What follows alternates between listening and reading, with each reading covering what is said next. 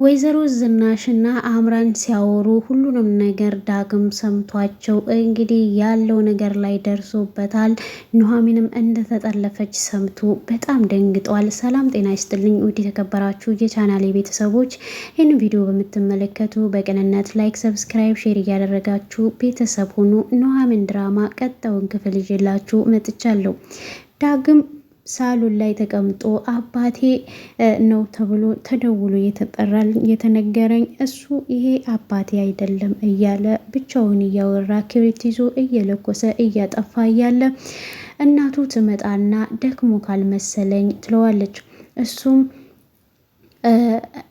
ይሄ ክብሪት ይታይሻል አባቴ እንደዚህ እንደ ክብሪት ጠቁሮና ከስሎ ነው የኔን ህይወት ያኖረው፣ አባቴ ደግሞ ለኔ ህይወት ነው ሲላት፣ እሷ ደግሞ ለምንድን ነው ሁሉንም ነገር ትተክ የራስን ህይወት የማትኖረው ትለዋለች።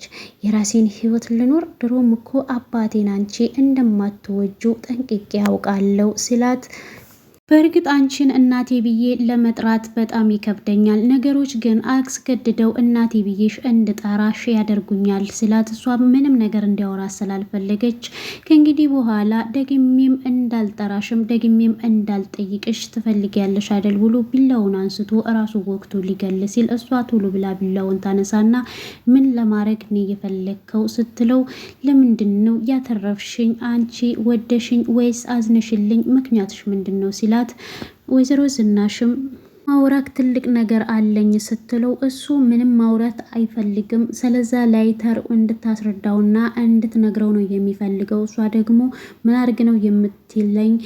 ገላው ቀብረዋለች እያልክ ነው ወይ? ከእንግዲህ በኋላ በእግረ መንገድክም ከዛሬ ጀምሮ እንዳትጠይቀኝ ነው እያለች ያለችው።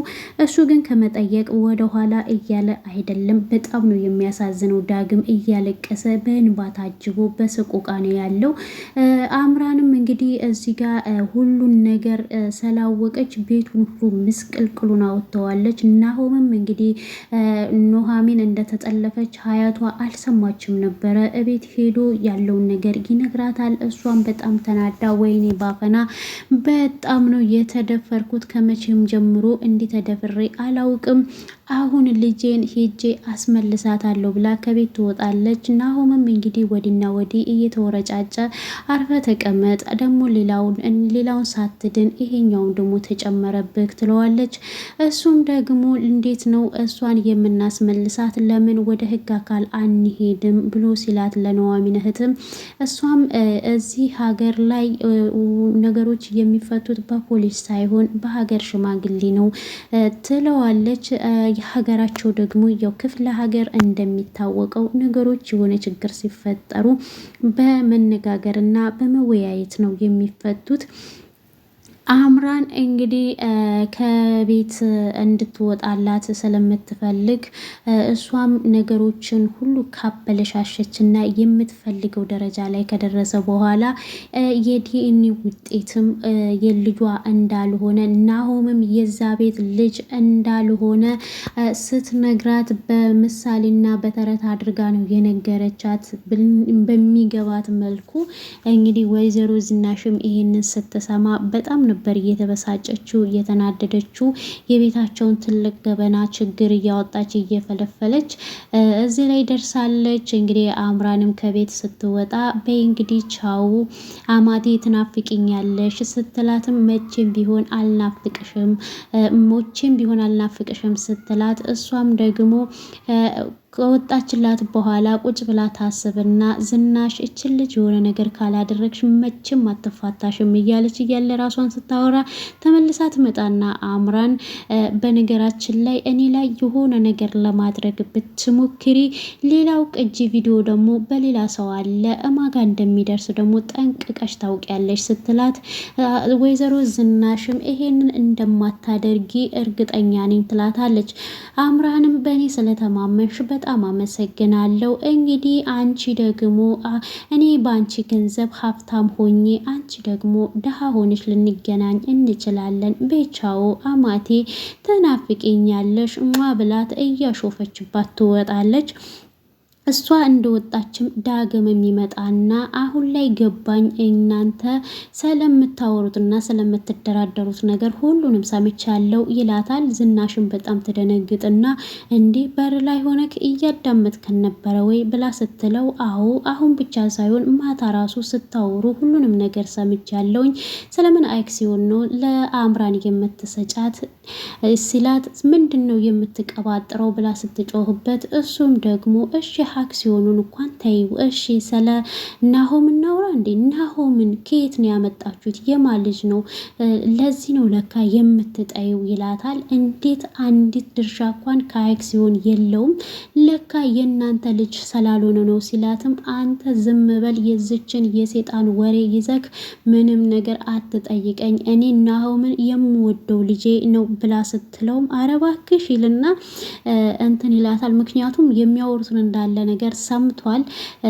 ደግሞም እሺ ሌላውን ተይዋላት ቪዲዮን ስለ ቪዲዮ ልጠይቅሽ የምን ቪዲዮ ነው ይዛ የምታስፈራራሽ ሲላት በተቀመጠችበት ነው ወይዘሮ ዝናሽ ውሃ የሆነችው።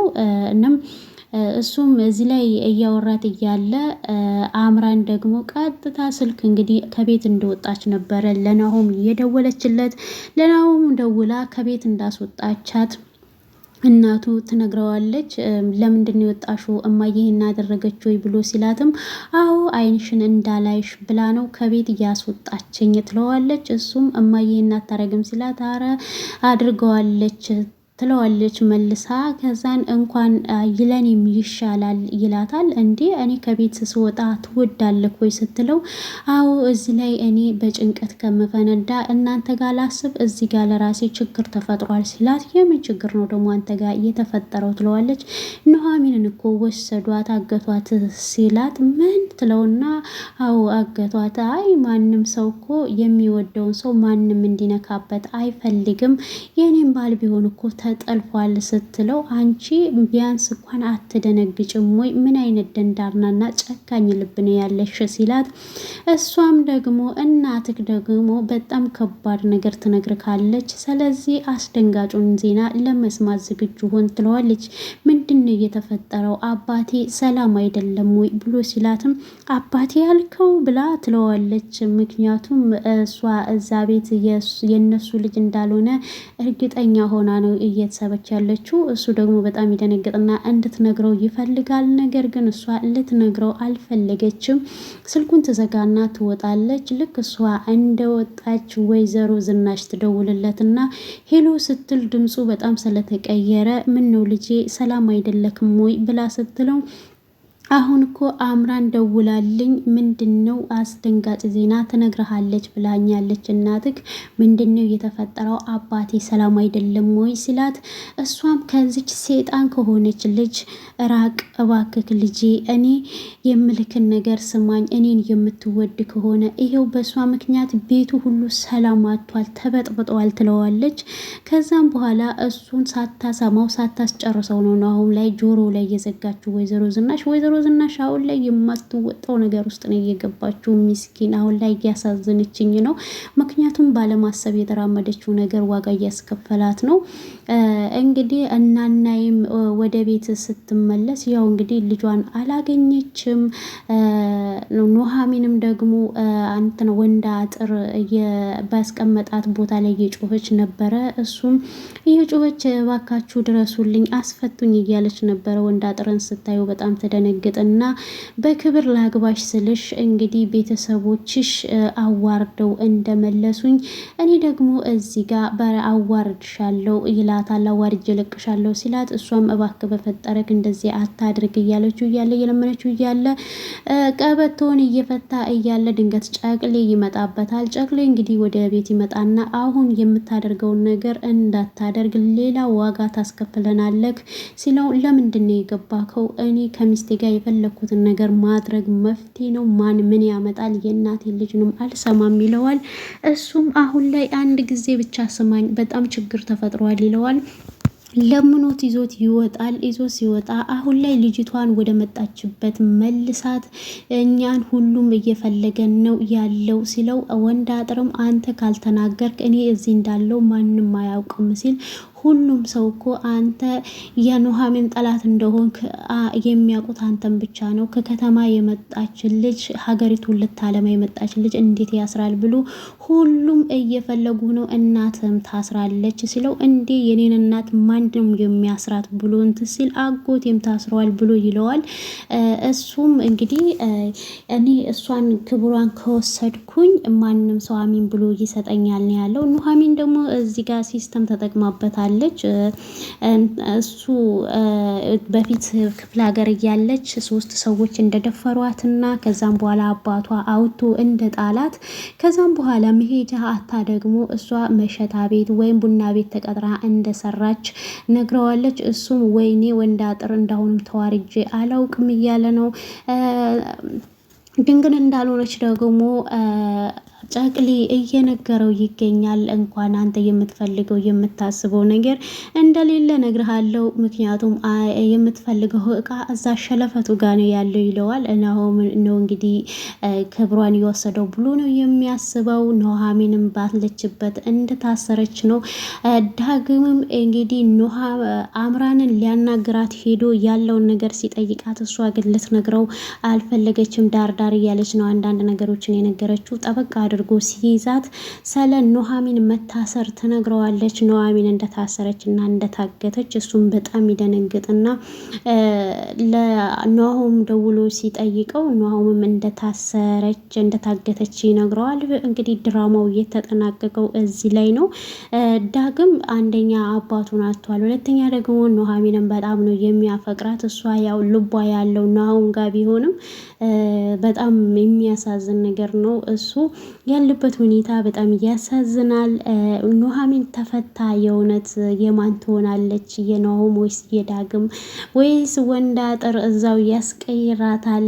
አምራንስ ይሳካላታል ወይ? ወይዘሮ ዝናሽ በጭንቀት ውስጥ ሆና መሄጃ ማውጫ አታ የአምራንን ሀፍ ለማዘጋት ብላ አክሲዮንን ታዘዋውርላታለች ወይስ? ወይዘሮ ዝናሽ አሁለታ ስትናገር የሰማሁት ነገር ምንድን ነው? ባሏን ሳታስፈቅድ በፍጹም ያን ነገር ማድረግ እንደማትችል ካልሆነ ደግሞ ልጃችንን የገደልኩት እኔ ነኝ ብለሽ እንድትናገሪ ብላት ነው አምራን እያስገደደቻት ያለችው። ወይዘሮ ዝናሽ ይሄን ነገር ደግሞ ለናሆም ከተናገረች ናሆም ደግሞ በጣም ነው የሚጠላት፣ በጣም ነው ዋጋ የሚያስከፍላት ወይዘሮ ዝናሽን። በዚህ ላይ በቃ መውጫ መግቢያ አሳጥታታለች። ይሄ ድራማ በጣም አስተማሪ ነው። አንዳንድ ጊዜ ያለማሰብና ያለመስተዋል የምናደርገው በራስ ወዳድነትን የራሳችን ክብራችን እንዳይነካ ብለን የሰው ክብርን ስንነካ ህይወታችን ሁሉ ምስቅልቅሉ ነው የሚወጣው። ይሄ ድራማ በጣም አስተማሪ ነው። አሁን ላይ በሀገራችን ላይ ያለው ነገር በዚህ ድራማ ይመሰላል ብዬ አስባለሁ። ውድ የቻናሌ ቤተሰቦች እስኪ ሀሳብ አስተያየቷችሁን በዚህ ኮሜንት ላይ አስቀምጡልኝ። በሌላ ቪዲዮ እስከምንገናኝ እግዚአብሔር አምላክ ሀገራችንን ሰላም ያድርግልን። ይሄንን ያለንበትን ሀገር ሰላም ያርግልን። ሰላም ካለ ሁሉ ነገር አለ። በቅንነት ሼር ላይክ እያደረጋችሁ ቤተሰብ ሁኑ። ቤተሰብ ለሆናችሁ ለምታበረታቱኝ ደግሜ ደጋግሜ ነው የምላችሁ፣ ከልቤ ነው የማመሰግነው። እንግዲህ እግዚአብሔር ከወደደ